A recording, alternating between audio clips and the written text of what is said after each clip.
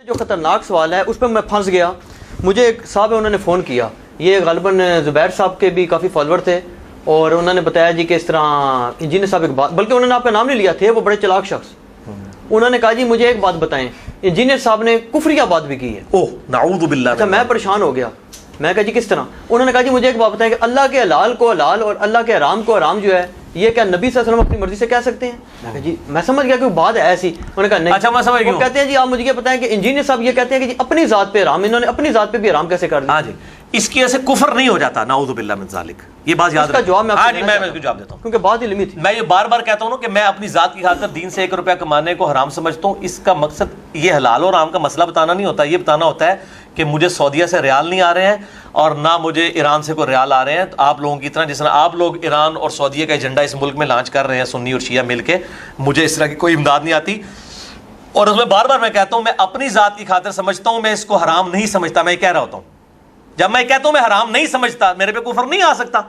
اگر میں کہوں حرام سمجھتا ہوں تو پھکی لے لیں, سورہ التحریم کے اندر نبی صلی اللہ علیہ وسلم نے شہد کو اپنے اوپر حرام قرار دے دیا تھا.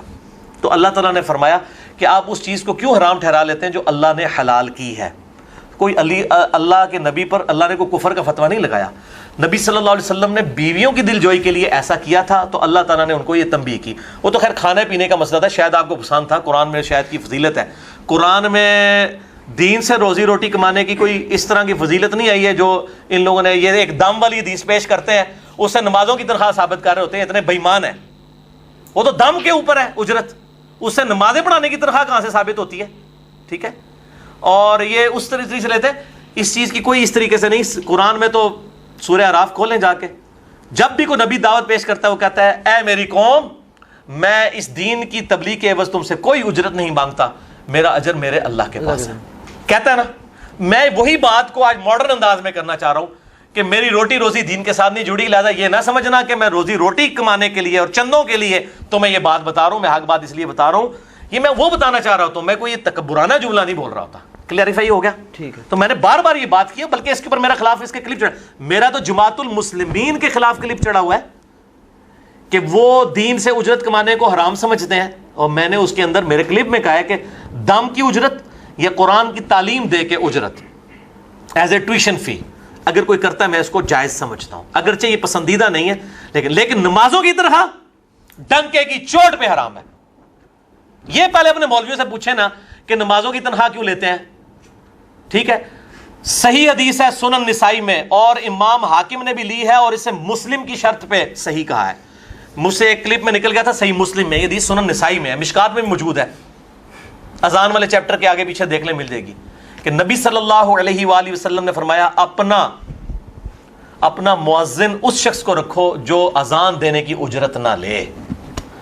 اذان تو سنت ہے, نماز تو فرض ہے, جو اذان دینے کی اجرت نہیں لی جا سکتی. یہ اسی طریقے سے ماں باپ کو اف تک مت کہو تو گالی گلوچ کر لو, مار لو, اف نہیں آپ کر سکتے باقی کام نہیں ہو سکتے. اذان کی اجرت نہیں ہو سکتی, نماز جو فرض تھی, اذان فرض ہوتی کسی پہ دینا, کوئی بھی دے سکتا ہے. نماز تو ہر بندے پہ فرض ہے. وہ مولوی جو پڑھا رہا ہے نا, وہ اگر نہ بھی پڑھاتا, اس کو اپنی تو پڑھنی تھی نا جماعت کے ساتھ, اور تکبیر اولیٰ کے ساتھ پڑھنی چاہیے.